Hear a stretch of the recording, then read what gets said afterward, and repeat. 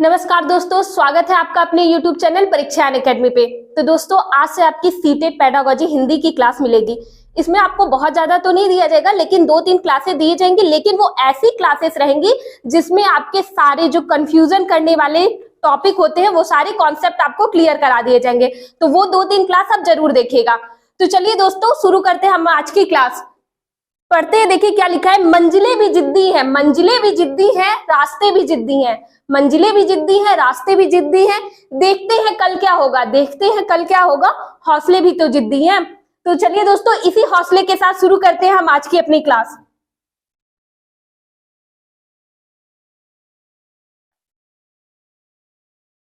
सबसे पहले हमारा टॉपिक क्या है? भाषा। सबसे पहले हम लोग क्या समझेंगे? भाषा यानी लैंग्वेज। लैंग्वेज किसे कहते हैं? चलिए उसकी 3-4 प्रमुख बातें हैं उसको नोट की गई हैं, उसको देख लेते हैं। पहले क्या है? भाषा हमारे विचारों को व्यक्त करने, हमारे विचारों को व्यक्त करने तथा दूसरों को विचारों को समझने का एक साधन है। यानी क्या? भाषा एक साधन है। ध्यान रखिएगा, सीटेट में जो जितनी भी रहते हैं क्या मानते हैं? भाषा एक टूल है, एक साधन है। तो इस चीज को जरूर ध्यान रखिएगा। और भाषा क्या? हमारे विचारों को व्यक्त करने का एक साधन है। देखिए ना, बच्चे भी क्या, जब लोग बोलते हैं तभी लोग अपने विचारों का एक आदान प्रदान करते हैं। तो ये चीजें जरूर ध्यान रखिएगा। अब इसके अलावा भी कुछ बातें होती हैं। देखिए क्या है, केवल संप्रेषण का माध्यम ही नहीं, सिर्फ बात करने का ही माध्यम ही नहीं है ये, इसके अन्य कुछ प्रकार हैं। यानी इसके अन्य भी कुछ कार्य हैं, भाषा के अन्य कुछ कार्य हैं, उनको देख लेते हैं। पहले क्या है? भाषा विचारों के आदान प्रदान के साधन के रूप में। यानी सबसे इंपॉर्टेंट बात, भाषा क्या है? विचारों का आदान प्रदान का साधन है। क्योंकि जब दो लोग बात करेंगे तो क्या होगा? उनके विचारों का आदान प्रदान होगा। फिर क्या है? भाषा सामाजिक जीवन को सार्थक करने के रूप में। यानी जब समाज में हम लोग रहते हैं तो भाषा जरूर हम लोग एक दूसरे अलग अलग भाषाओं का प्रयोग करते हैं, एक दूसरे के विचार आदान प्रदान करते हैं। तो क्या होता है? उससे एक सामाजिक जीवन का निर्माण होता है।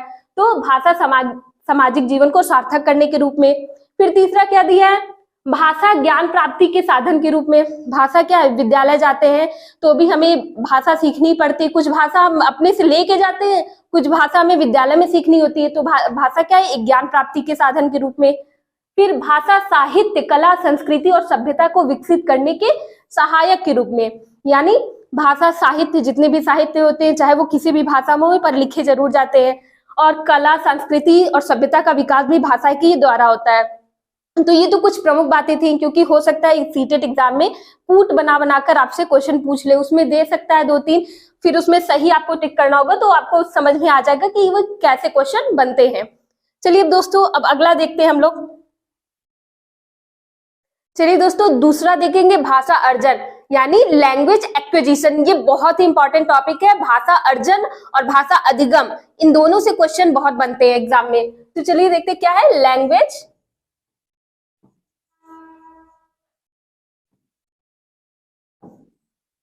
एक्विजिशन। आपका लिखा हुआ है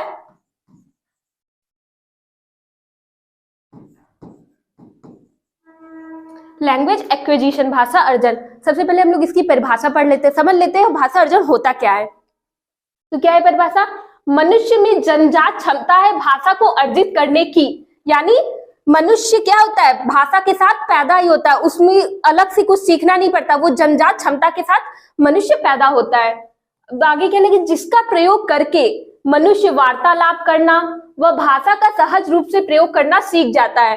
यानी इस जन्मजात क्षमता के साथ पैदा होता है, लोगों से बातचीत करता है और वो अपने आप ही भाषा का प्रयोग करना सीख जाता है। उसे अलग से कोई कोचिंग क्लास स्कूल करने की जरूरत नहीं होती है। क्योंकि आप देखे होंगे आपके घर में अगर बच्चा पैदा होता है या बच्चा रहता है तो वो क्या होता है? उसकी भाषा लोग, मम्मी पापा लोग समझने लगते हैं और बच्चा भी उनकी भाषा समझने लगता है। वो चाहे रो के बोले, चाहे हंस के बोले, वो जो भी लोगों को समझ में आने लगता है कि बच्चा क्या मांग रहा है, बिना किसी विशेष प्रयास के। इसी को भाषा अर्जन कहते हैं। यानी बिना किसी, हमें कोई अलग से बताया ना मैंने, कोचिंग क्लास ये सब करने की जरूरत नहीं होती, अपने आप भाषा अर्जन हो जाता है। देखिए कुछ जो प्रमुख बातें हैं, पूछ सकता है भाषा अर्जन क्या है, तो उसमें आपको जो जो बातें पता होनी चाहिए उसको देख लेते हैं। क्या है भाषा अर्जन? क्या है? स्वाभाविक प्रक्रिया। यानी ये एक स्वाभाविक प्रक्रिया, यानी जो अपने आप स्वभाव में ही होती है, लोगों के अपने आप हो जाती है। दूसरा है वातावरण का प्रभाव, भाषा अर्जन पे वातावरण का प्रभाव करता है, यानी बच्चा जहां जिस माहौल में रहेगा वहां उस तरह की भाषा अर्जन उसका होगा। अगर वहां पे जैसे वो सीख रहा होगा, अब जानते ही हैं हर जगह अलग अलग लैंग्वेज यानी भाषाएं बोली जाती हैं, तो सब अपने क्षेत्रीय या देश विदेश अपना जहां भी जो बच्चा रहता है वो अपने हिसाब से भाषा अर्जन कर लेता है, यानी जहां जैसी बोली भाषा बोली जाती है वो वैसे ही सीख लेता है। नेक्स्ट क्या है, सहज प्रक्रिया है। भाषा अर्जन एक सहज प्रक्रिया है, यानी ये अपने आप स्वतः हो जाती है। अचेतन या अवचेतन प्रक्रिया, यही मतलब आपको पता नहीं चलेगा और बच्चे भाषा सीख लेते हैं, उनको अलग से कोचिंग क्लास बताया ना लेने की जरूरत नहीं पड़ती, सबका मतलब वही है। अर्जन का संबंध मातृभाषा से ज्यादा है, यानी बच्चा बने बताया ना कि जो जहां पैदा होता है वो अपनी मातृभाषा यानी मदर टंग जो होता है उसको सीख लेता है, यानी मातृभाषा से ज्यादा होता है, क्योंकि मातृभाषा ही होती है जो आपको सिखाने की जरूरत नहीं पड़ती। बच्चा पैदा होता है जब वो बोलना शुरू करता है तो अपनी मातृभाषा ही बोलता है, मदर टंग ही बोलता है। मातृभाषा यानी जो जहाँ पे जैसे जो उसकी माँ की भाषा होती है, मातृ यानी माँ की भाषा, यानी जो जहाँ पे जैसे लोग रहते हैं जो बोलते हैं वही उसकी मातृभाषा हो जाती है। फिर क्या है, अनौपचारिक प्रक्रिया। अनौपचारिक यानी आपको इसके लिए स्पेशल कोचिंग क्लासेस नहीं लेने की जरूरत पड़ती है, ये कहीं भी हो सकती है। अनौपचारिक कहीं भी आपको बोलते बात करते समझते आपको ये प्रक्रिया हो जाती है। चलिए दोस्तों, भाषा अर्जन के बाद अब हम लोग देखेंगे भाषा अर्जन किस वजह से होता है, यानी इसकी वजह क्या क्या है। हमारे अंदर देखिए लिखा है, हमारे अंदर आंतरिक क्षमता है, यानी पहले ही बताया भाषा अर्जन पूरी बातें वही हैं, बस घुमा फिरा के कही जाती हैं। भाषा अर्जन इतना याद करिएगा, ये एक जन्मजात क्षमता है। अब जन्मजात क्षमता रहेगी तो अपने आप ही हो जाएगी ना। हमारे अंदर आंतरिक क्षमता है कि हम भाषा को स्वाभाविक रूप से अर्जित कर लें अपने पर्यावरण से, यानी हम जिस वातावरण जिस पर्यावरण में रहेंगे हमारे अंदर वैसे ही भाषा का विकास होगा। जैसे जब से बच्चा पैदा होता है तब से परिवार वाले उससे बातें करते हैं। मैंने आपको बताया ना, एक बच्चा एक परिवार में पैदा होता है, वो जिस माहौल में पैदा होगा उसका विकास, उसकी भाषा का विकास उसी तरह होगा। अच्छा, आप लोग ने देखा होगा जंगल बुक में मोगली उसमें रहता है ना, वो जंगल में रहता है तो उसका भाषा का विकास कैसा होता है, जंगली जानवरों जैसा होता है, वो उनकी भाषा बोली समझने लगता है। ठीक उसी प्रकार जैसे एक बच्चा जब अपने परिवार में, जैसे उसके परिवार में उसको भाषा होगी, उसके परिवार की भाषा होगी, वैसे ही उसकी भी भाषा होगी। देखिए, बातें करते जैसे बच्चे को भाषा आती है, किंतु बच्चा ऐसे ही भाषा अर्जित करता है पर्यावरण से सुनकर, देखकर, बोलकर इत्यादि, यानी सब कुछ वातावरण का उस पर प्रभाव होता है। तो ये इंपॉर्टेंट पॉइंट है कि भाषा अर्जन पे वातावरण का सबसे ज्यादा प्रभाव होता है। अब देखेंगे हम लोग भाषा अधिगम। सबसे जरूरी क्या है, भाषा अधिगम। दूसरा, एक भाषा अर्जन और एक भाषा अधिगम, ये आपको अंतर पूछता है तो इस चीज को ध्यान रखिएगा। भाषा अधिगम, देखते हैं भाषा अधिगम क्या होता है। अधिगम में प्रयास की आवश्यकता पड़ती है। अर्जन में बताया जा रहा था, अर्जन में तो नहीं पढ़ रही थी, लेकिन ठीक उसका उल्टा अधिगम, अधिगम में आपको प्रयास की आवश्यकता पड़ेगी, यानी उसको सीखना पड़ेगा। चेतन रूप से सीखी जाती है। भाषा अर्जन क्या होती है, चेतन में, लेकिन ये चेतन यानी आपको होशो हवास में, एक इसके लिए अच्छे से आपको स्कूल विद्यालय जाना पड़ेगा, आपको कहीं कोचिंग या आपको सीखनी ही पड़ेगी। नियम सीखने होते हैं, मतलब भाषा अधिगम जो एक, इसको लक्ष्य भाषा भी कहते हैं। कोई एक, जैसे हम लोग हिंदी, मान लीजिए हमारी क्या है, हमारी जो मदर टंग यानी मातृभाषा होती है, हम लोग हिंदी बोलते हैं, लेकिन जब हम लोग को इंग्लिश सीखना होता है तो उसके लिए हम लोग को स्पेशल क्लास लेना पड़ता है, या स्कूल में जाते हैं तो उसकी अलग से कक्षाएं चलती है इंग्लिश सीखने के लिए। ठीक उसी प्रकार उसके आप नियम होते हैं, हम लोग नियम पढ़ते ही है, तो क्या उसके नियम पढ़ने होते हैं, किताबें पढ़नी होती है, ऑब्वियस सही बात है, हम लोग को किताबें पढ़नी होती हैं। कौशल सीखने होते हैं, उसके कौशल मतलब कैसे कैसे हम लोग को सीखना, उसके चरण होते हैं। शिक्षकों की जरूरत पड़ती है, यानी एक औपचारिक प्रक्रिया होती है, समझ रहे हैं ना। अनौपचारिक में शिक्षकों की जरूरत नहीं होती, औपचारिक में शिक्षकों की जरूरत पड़ती ही है। अतः भाषा अधिगम एक औपचारिक प्रक्रिया है। मैंने आपको पहले ही बताया, ये क्या है, एक औपचारिक प्रक्रिया है। अधिगम का संबंध दूसरी भाषा से है, यानी अर्जन का संबंध मैंने आपको बताया था मातृभाषा, यानी जो हमारी प्रथम भाषा होती है वो हमारी मातृभाषा होती है, मदर टंग होती है। लेकिन अधिगम का संबंध दूसरी भाषा से होती है जो हमें सीखनी होती है, जो हमें अपनी जरूरत के अनुसार जब हम दूसरी भाषा सीखते हैं तो वो क्या होता है, भाषा अधिगम से उसका संबंध होता है। चेतन प्रक्रिया है, पहले ही बताया, ये चेतन प्रक्रिया, ये आपको अपने पूरे होशावास में आपको अच्छे से बैठ के प्रॉपरली आपको सीखनी पड़ती है। प्रयास पूर्ण रहना पड़ता है, आपको सीखने के लिए आपको प्रयास करना ही पड़ेगा, क्योंकि अगर आप ऐसा नहीं करेंगे तो आपको नहीं आएगी। औपचारिक माहौल होना चाहिए, पहले ही बताया। अब देखिए स्किनर के अनुसार, स्कीनर के अनुसार क्या है, स्कीनर के अनुसार भाषा अनुकरण प्लस पुनर्बलन से सीखी जाती है। यानी स्कीनर क्या कहते हैं, भाषा को अनुकरण यानी हम किसी को देख के उसका नकल करके, और पुनर्बलन जब तक हमें कोई कहेगा नहीं कि तुम्हें ये भाषा सीखनी क्यों जरूरी है, दूसरी भाषा हम क्यों सीखेंगे जब उसकी हमें जरूरत रहेगी। जैसे हम इंग्लिश क्यों सीखते हैं, क्योंकि आजकल का माहौल ही ऐसा है कि हमको थोड़ी बहुत अंग्रेजी आनी चाहिए, इसलिए हर स्कूल में इंग्लिश पढ़ाई जाती है। तो उसके लिए अनुकरण और पुनर्बलन बहुत जरूरी होता है। तो ये स्कीनर का है, ध्यान रखिएगा। स्कीनर क्या कहते हैं कि भाषा अनुकरण और पुनर्बलन से सीखी जाती है। ये बात जरूर याद करिएगा, क्योंकि अगर सीटेट एग्जाम में पूछ लिया किसके अनुसार भाषा अनुकरण और पुनर्बलन से सीखी जाती है, तो ध्यान रखिएगा स्कीनर के अनुसार, क्योंकि उसमें आपको चॉम्स्की भी दिया जाएगा, स्कीनर दिया रहेगा, हो सकता है पियाजे और वैगोस्की भी दिया हो, तो कंफ्यूज मत होइएगा। स्कीनर बात करते हैं किसकी, अनुकरण और पुनर्बलन की भाषा में। अब देखते हैं वाइगोस्की के अनुसार। देखिए यहाँ वाइगोस्की के अनुसार क्या है, भाषा सामाजिक क्रिया द्वारा सीखी जाती है। यानी भाषा क्या है, सामाजिक क्रिया द्वारा सीखी जाती है। उनका मतलब भाषा अर्जन से ज्यादा। इसकी वाइगोस्की क्या कहते हैं, वाइगोस्की ने दिया ना सामाजिक सांस्कृतिक सिद्धांत, यानी वो भाषा किससे सीखने की बात करेंगे, सामाजिक से सीखने की बात करेंगे, समाज से। अब एक पॉइंट है, व्याकरण को संदर्भ में सिखाया जाना चाहिए। व्याकरण जो होता है उसको संदर्भ, उसके नियम होते हैं, उसके कुछ रूल्स होते हैं, उसके अनुसार सिखाया जाता है। भाषा सीखने के लिए प्रिंट समृद्ध वातावरण दिया जाता है।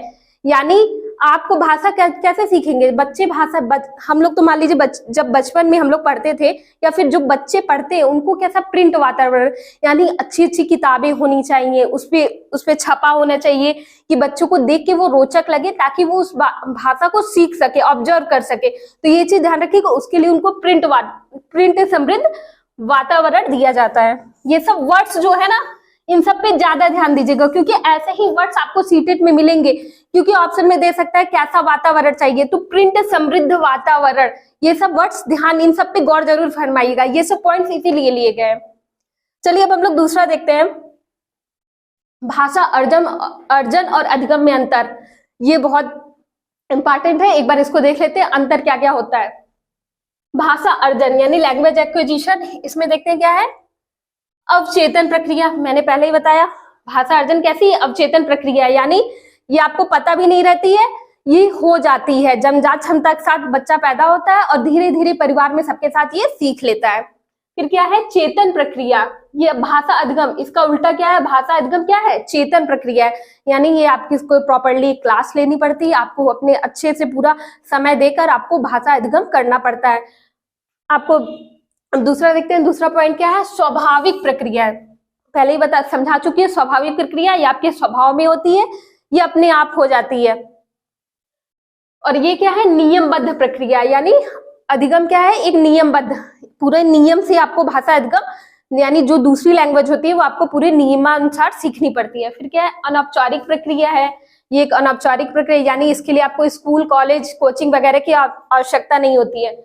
लेकिन भाषा अधिगम क्या होती है, औपचारिक प्रक्रिया है, यानी ये आपको एक प्रॉपरली स्कूल जाना पड़ता है या कोचिंग क्लासेस कुछ भी लेनी ही पड़ती हैं। और पहले ही बताया भाषा अर्जन का संबंध किससे है, मातृभाषा से, और भाषा अधिगम का संबंध है दूसरी भाषा से, यानी टारगेट लैंग्वेज भी जिसे हम कहते हैं। तो ये चीज ध्यान रखिएगा कि ये सबसे जो इम्पोर्टेंट है कि भाषा अर्जन का संबंध मातृभाषा से है और भाषा अधिगम का संबंध दूसरी भाषा से, यानी जिसी को हम क्या बोलते हैं, टारगेट लैंग्वेज।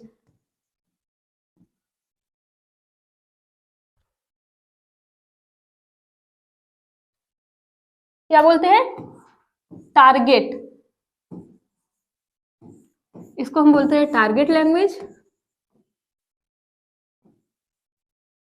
और इसको हम क्या बोलते हैं, मातृभाषा, यानी आपकी मदर टंग।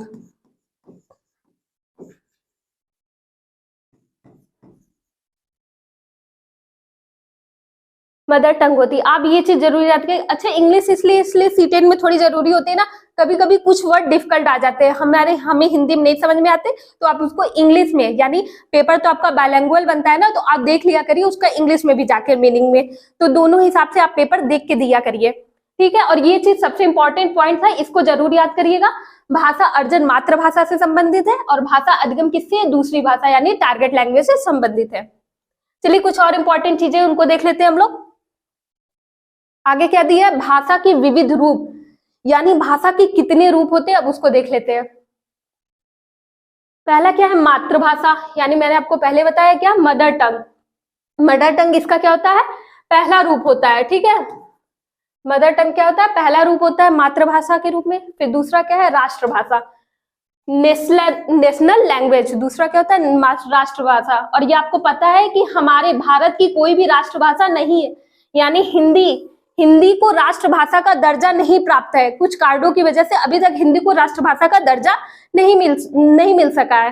तो आप ध्यान रखिएगा, अगर दे दिया क्या हिंदी राष्ट्रभाषा है, तो आप क्या बताएंगे, नहीं हिंदी राष्ट्रभाषा नहीं है, हिंदी क्या है, राज्य भाषा है, ये ध्यान रखिएगा। और फिर तीसरा क्या है, राजभाषा, यानी हमारे राज्य की भाषा जो राज्य में बोली जाती है, इसी को इंग्लिश में क्या बोलते हैं, ऑफिशियल लैंग्वेज। क्या बोलते हैं, ऑफिशियल लैंग्वेज, याद रखिएगा। राज्य भाषा यानी ऑफिशियल मतलब जो ऑफिस के कामों में, जो मतलब ऑफिस के कामों में, जो कार्यालयों में जो भाषा यूज की जाती है उसे बोलते हैं ऑफिशियल लैंग्वेज। आप देखे होंगे जितने भी पत्र वगैरह, विज्ञप्ति, ये सब जितने जारी होते हैं हिंदी में जारी होते हैं। उत्तर प्रदेश की बात कर रही हूं मैं, तो हमारी राजभाषा क्या है, हिंदी, और औपचारिक भाषा भी इसी बोलते हैं। तो क्या है, हमारी हिंदी क्या है, राजभाषा, ठीक है दोस्तों, याद रखिएगा क्या है, राजभाषा हिंदी। अब तीसरा देखेंगे, तीसरा क्या है, चौथा पॉइंट है 1900, ये बहुत जरूरी पॉइंट है, इसको ध्यान रखिएगा। चौथा क्या है, 1963, यानी 1963, ये याद रखिएगा। 1963 के ओला यानी ओला जो कैब चलती है वो नहीं, ओला यानी official language act. Official language एक एक्ट बना है कब, 1963 में, के तहत आर्टिकल याद करिएगा 343 का 6, उसमें कितना, 343 के 6 में हिंदी को क्या, राजभाषा का दर्जा प्राप्त हुआ है। हिंदी को क्या, राजभाषा का दर्जा प्राप्त हुआ है, ये चीज ध्यान रखिएगा। ओला यानी ऑफिशियल लैंग्वेज एक्ट 1963 के तहत हिंदी को राजभाषा का दर्जा दिया गया है। इस चीज को जरूर याद रखिएगा, क्योंकि पूछ सकता है आपकी प्रथम भाषा क्या है, तो आप बताएंगे पहला क्या है, मातृभाषा यानी मदर टंग। दूसरा आपका राष्ट्रभाषा, लेकिन कोई नहीं है, आप इतना ध्यान रखिएगा। आपको कंफ्यूजन करने के लिए दे सकता है क्या हिंदी आपकी राष्ट्रभाषा है, तो नहीं, हिंदी को अभी राष्ट्रभाषा का दर्जा नहीं प्राप्त है, हिंदी आपकी राजकीय भाषा है। वही बता चुका, हिंदी राजकीय भाषा यानी ऑफिशियल लैंग्वेज है। चलिए नेक्स्ट हम लोग आगे बढ़ते हैं, भाषा सीखने के चरण। अब हम लोग देखेंगे भाषा सीखने की कितने कैसे चरण होते हैं, यानी बच्चा जब पैदा होता है तो किस माध्यम, कैसे चरण, कैसे स्टेप में भाषा सीखता है। तो पहला क्या है, कूकना यानी कूइंग। बच्चा पैदा होता है ना, कू कू कू जो भी करता है, तो उसे कूकना नाम दिया गया, यानी कूइंग। इसी को कहते हैं ग्रंटिंग, ग्रगलिंग, ये सब बोला जाता है, ठीक है। इसमें ये कब से कब होती है, 6 सप्ताह। बच्चा जब नवजात शिशु पैदा होता है तो 6 सप्ताह तक वो कुछ बोल नहीं पाता, बस कू कू कू जो भी आवाज निकलती है उसको क्या बोला जाता है, कूइंग बोला जाता है, यानी कूकना। फिर दूसरा होता है बलबलाना, बबलाना। क्या होता है, बबलाना, क्या होता है, बबलाना, याद रखिएगा। जिसको कहते हैं बबलिंग, इसी को कहा जाता है बबलिंग एज। और ये 6 माह तक चलती है, कब तक, 6 माह तक। बच्चा के पैदा होने से 6 माह तक बबलिंग एज करते हैं, जिसमें वो ब करता है, देखेंगे आप उसके मुंह से गुब्बारे छूटते, ब थूक बहुत ज्यादा निकलता है उस एज में, तो क्या होता है, वो बबलिंग एज होती है, यानी बबलाना करते हैं उसे। फिर तीसरा है एक शब्द चरण, यानी 1 साल में, जब बच्चा 1 साल का होता है तो क्या बोलता है, एक शब्द, कुछ भी, दा मा पा, ऐसे कुछ भी बोलता रहता है ना, बू, ऐसे कुछ भी वो जो शब्द बोलता है, एक शब्द, बुआ, पापा, दादा, मामा, कुछ भी बोलता है ना, तो उसे क्या बोलते हैं, एक शब्द चरण। जैसे बच्चा कुछ पैदा होता है, कुछ भी बोल दिया, बुआ बोल दिया, तो बुआ लोग घर में होते बहुत खुश हो जाती है, अरे बच्चे ने पहला मेरा नाम लिया।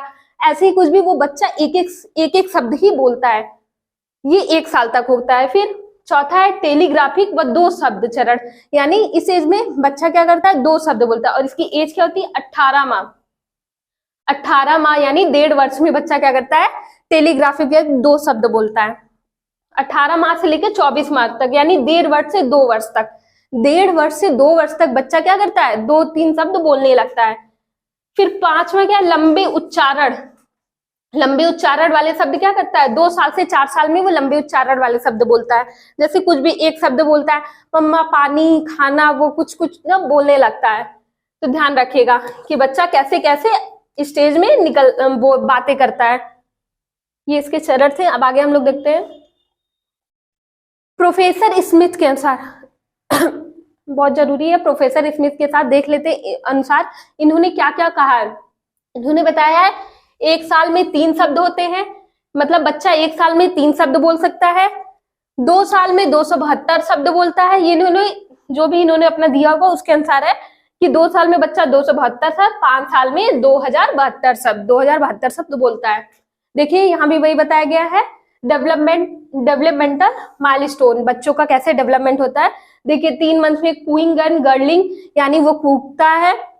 6 मंथ में बबलिंग, पहले ही बताया 6 माह में बबलिंग एज होती है। 12 मंथ में फर्स्ट वर्ड, मतलब 12 महीने तक वो एक आध शब्द बोलने लगता है, जैसे मामा पापा दादा।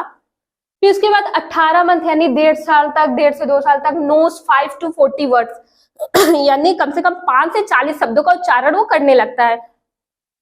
फिर 2 साल जाते जाते तक क्या करता है बच्चा, 150 से 300 शब्द, 150 से 300 शब्द क्या बोलने लगता है। 2-3 वर्ड के सेंटेंस भी बोलने लगता है, भाई मम्मा मम चाहिए, मम ऐसे करके बोलता है, नहीं खाना, तो वो बोल लेता है। 3 साल में क्या करता है, 900 से 1000 शब्द बोलता है। उसका देखिए धीरे धीरे जो शब्द भंडार यानी वर्ड पावर क्या होता है, धीरे धीरे बढ़ता जाता है। 900 से 1000 वर्ड्स बोलता है। फिर 4 साल में क्या करता है, 2000 से ज्यादा बोलता है, और पांच शब्दों को मिलाकर वो वाक्य बनाने लगता है। और 3 से 4 साल में वो जानते हैं उसके ना दिमाग का विकास भी होने लगता है। फिर क्वेश्चन भी पूछने लगता है कि ये कैसे हुआ, वो क्यों चल रहा है, पंखा ऐसे क्यों घूम रहा है, बत्ती ऐसे क्यों जल रही है, कुछ भी क्वेश्चन वो ऊट पटांग क्वेश्चन अपने हिसाब से करने लगता है बच्चा। फिर उसके बाद 5 साल में क्या करता है बच्चा, आइडेंटिफाइंग लेटर्स यानी अक्षरों को पहचानने लगता है। 5 साल जानते ही है, स्कूल धीरे धीरे भेजने की उम्र शुरू हो जाती है, तो क्या होता है अक्षरों को पहचानने लगता है। क्रिएट लॉन्गर सेंटेंस, बड़े बड़े शब्द बनाने लगता है, बड़े बड़े वाक्य बनाने लगता है, अपनी कहानी बताने लगता है पूरी। तो ध्यान रखिएगा वो किससे कहानी करने लगता है। तो ये सब चरण थे। अब हम पढ़ेंगे भाषा शिक्षण की प्रमुख विधियां। क्या पढ़ेंगे, भाषा शिक्षण की प्रमुख विधियां क्या क्या है। विधियां से क्वेश्चन बनते रहते हैं, तो उसको देख लेते हैं। पहला क्या है, व्याकरण विधि। क्या है, व्याकरण विधि है। फिर प्रत्यक्ष विधि है, फिर व्याकरण अनुवाद विधि है, फिर सम्मिश्रण विधि है, संप्रेषण परक विधि है, निगमन विधि है और आगमन विधि है। इन विधियों को हम आगे चल के पढ़ते हैं। क्या लिखा है, पहले हम लोग देखेंगे व्याकरण विधि। व्याकरण विधि क्या होती है यानी ग्रामेटिकल विधि, ग्रामेटिकल मेथड। देखते हैं क्या है व्याकरण विधि में क्या दिया है। इस विधि के अंतर्गत अन्य भाषा के नियमों को कुछ शब्दों के साथ सिखाया और याद कराया जाता है। यानी इस विधि के अंदर भाषा कैसे सिखाई जाएगी, कुछ शब्द रहेंगे उनको नियम, कुछ नियम रहेंगे, कुछ रूल्स रहेंगे, उसके अकॉर्डिंग व्याकरण में सिखाया जाएगा। हम लोग व्याकरण पढ़ते हैं हिंदी में, हर चीज का एक नियम होता है, तो उसी के अनुसार उनको सिखाया जाता है। इसके बाद शब्द संयोजन और व्याकरणिक नियमों के आधार पर अभ्यास कराए जाते हैं। यानी जब बच्चा कुछ सीख लेता है तो उसी को बार बार रिपीट करके उसका अभ्यास कराया जाता है, यानी बार बार उसका अभ्यास कराया जाता है। अब दूसरा देखते हैं हम लोग क्या है, व्याकरण अनुवाद विधि। व्याकरण अनुवाद विधि, अनुवाद ट्रांसलेशन, ये बहुत फेमस हुई थी विधि। इसका देखते हैं क्या क्या है। यह विधि 19वीं शताब्दी के अंत तक परंपरागत यानी ट्रेडिशनल और मान विधि के रूप में प्रचलित रही। मान विधि के रूप में प्रचलित रही, मतलब ये बहुत ज्यादा चली थी। देखिए इसमें क्या करते थे, इसमें व्याकरण और अनुवाद दो विधियां परस्पर संयोजित है। इसमें दो विधियां मिला के बनी है। कौन सा, एक तो आपका व्याकरण, दूसरा आपका क्या हो जाएगा अनुवाद विधि। इन दोनों को मिलाकर बनाया गया है। इस विधि में बच्चे लक्ष्य भाषा पढ़ना लिखना तो सीख लेते हैं, परंतु बोलने के ज्यादा अवसर नहीं मिलते। यानी मैंने आपको पहले बताया मातृभाषा बच्चा सीख के आता है, उसी के साथ ही स्कूल में प्रवेश करता है। जो उसको टारगेट लैंग्वेज, जो दूसरी भाषा होती है यानी लक्ष्य भाषा जो होती है, वो सीखता है। वो नियमों के द्वारा, अनुवाद के द्वारा क्या करता है, बच्चा पढ़ना लिखना तो सीख जाता है, लेकिन उसको बोलने के, उसका प्रयास करने को, जो उसके रोजमर्रा की जीवन में उसको बोलने की ज्यादा जरूरत नहीं पड़ती है। इस विधि में बच्चे की मातृभाषा में अनुवाद के माध्यम से लक्ष्य भाषा सिखाई जाती है। पहले ही बताया, अनुवाद के माध्यम से आपको दूसरी भाषा, लक्ष्य भाषा सिखाई जाएगी। अब क्या है प्रत्यक्ष विधि। क्या है दोस्तों प्रत्यक्ष विधि? प्रत्यक्ष विधि यानी डायरेक्ट मेथड। डायरेक्ट मेथड, प्रत्यक्ष विधि यानी डायरेक्ट मेथड। इसमें क्या होता है, व्याकरण अनुवाद विधि, यानी ये इसमें होना चाहिए। व्याकरण अनुवाद विधि कि अनेक सीमाओं के कारण प्रत्यक्ष विधि का आविर्भाव हुआ। यानी जो व्याकरण और अनुवाद विधि थी उसमें बहुत ज्यादा सीमाएं, बहुत कमियां रही होंगी। अच्छा, दूसरी विधि क्यों आती है? जब पहली विधि में कुछ ना कुछ कमियां रहेंगी तभी दूसरी विधि आएंगी, तो उसमें बहुत कमियां थी, जिसके कारण जैसे उसमें अभी बताया गया ना, बच्चों को बोलने के अवसर नहीं दिए जाते थे, तो इसलिए इसका प्रत्यक्ष विधि का क्या हुआ? आविर्भाव यानी उदय हुआ। इसे मौखिक वार्तालाप विधि भी कहा जाता है। ध्यान रखिएगा, मौखिक वार्तालाप विधि किसे कहा जाता है? प्रत्यक्ष विधि को। क्यों इसे कहा जाता है? क्योंकि उसमें बोलने के अवसर नहीं दिए जाते थे, इसमें बोलने के अवसर दिए जाएंगे। इस विधि में शिक्षार्थी की मातृभाषा की मध्यस्थता के साथ अन्य भाषा सिखाई जाती है। यानी जो बच्चा रहेगा, जो स्कूल में छात्र पढ़ता है, उसकी मातृभाषा का प्रयोग करते हुए उसकी जो दूसरी लक्ष्य भाषा होती है यानी टारगेट लैंग्वेज होती है, उसको सिखाया जाता है। इस विधि में बच्चे की मातृभाषा का प्रयोग नहीं किया जाता, केवल लक्ष्य भाषा को आधार बनाया जाता है। यानी वो मीडिएटर तो रहता है, मातृभाषा को बीच में तो रखा जाता है, लेकिन उसका पूरा प्रयोग नहीं किया जाता। डायरेक्ट आपको क्या, जो टारगेट लैंग्वेज यानी लक्ष्य भाषा होती है उसको सिखाया जाता है। अब देखते हैं क्या है सम्मिश्रण विधि। चौथा क्या है? सम्मिश्रण विधि। सम्मिश्रण विधि में क्या होता है? इस विधि के अंतर्गत भाषा शिक्षण की प्रक्रिया के व्यवहारिक पक्षों का सम्मिश्रण है।